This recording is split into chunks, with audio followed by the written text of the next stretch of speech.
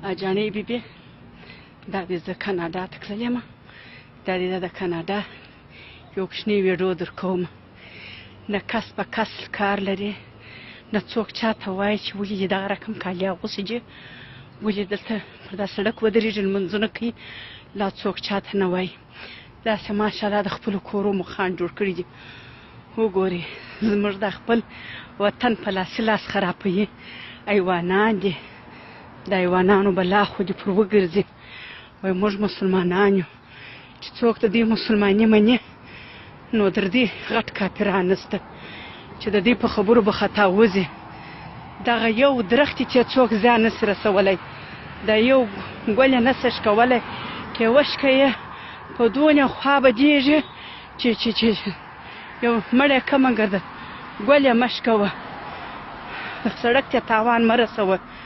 پښې یوه پښې په خدای که درواغ درته په والله په بالله که درواغ درته په دا خبره جانې جانې دا اوس کې یو ښځې پښه اخیستې وه، بس په کالو کې داسې پرته وه، د دې پام نه و د کالو ماشین چې ور اچولې وه.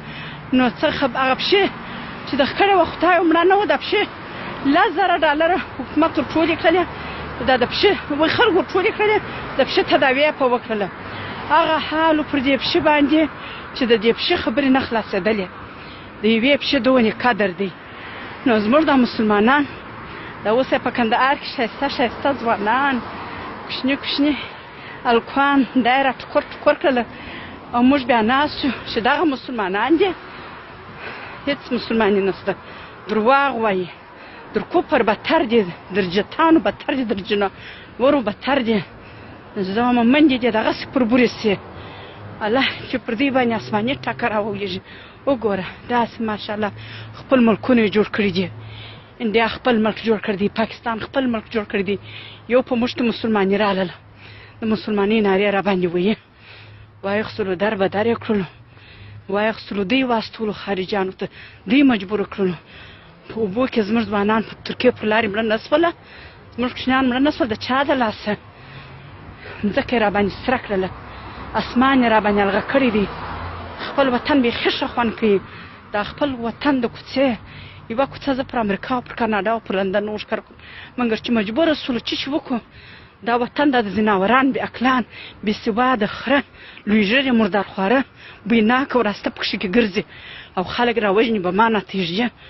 الله مو ټکور که اسماني ټکه دې پر داسې مسلمان باندې را ولیږي. نبي مبارک صلی الله علیه وسلم به انسانان وژله، بمان مې په ځان پرې تړله، یو کفارو ښځې پر دې باندې پر ده مبارک باندې بېګاربي او کچره راغورځول، د هغه ناجوړ شوی دی مبارکې پوښتنې ته ورغی.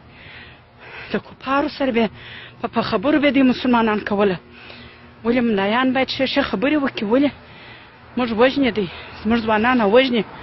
او ګرده چې وګوره دا ملکو ته وګوره، د سپي قدر شته، د پښې قدر شته، دا موټران نه دي، دا ګوډان یا دا سپنسر یا دا سپینږیري چې در کېږي چې راته کېږي، دا سرویسان دا موټر ښه دا ځای ورته جوړ کړی دی، ښه ورته کښته شي، بیا د دوی مریض راپورته شي، د څنګو یې نیولي، یو سپین سرې ښځې چې یو شی ورسره وي، دا کاناډایان ورته ولاړ په دا موټر کې دا غوټې ورسره کښېږدي. څونه قدر وګوره، نه څوک چاته ګوري، نه په چا کار لري.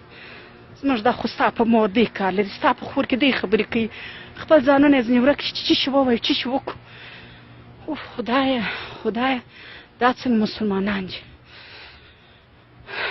دا هر یوه ته موټر ولاړ، نه څوک چاته احتیاج، نه غلا ته مجبوره کېږي، نه زناو ته مجبوره کېږي. بد ښه په هر ځای کې شته، په عربستان کې هم کېږي چې څوک بد یې هغه په هر ځای کې بد کوي.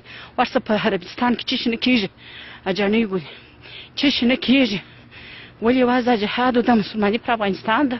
40 کاله یې موږ ته چې کړلو، دې مجبوره کړلو، خارجیان ته دې مجبوره کړلو، پېښور ته دې مجبوره کړلو، کابل یې ټکور نه کوي، په سونو راکټان یې نه راغورځوله. ولې یې ټکور کړلو؟ ولې انسانان یې مړه کړلو؟ ولې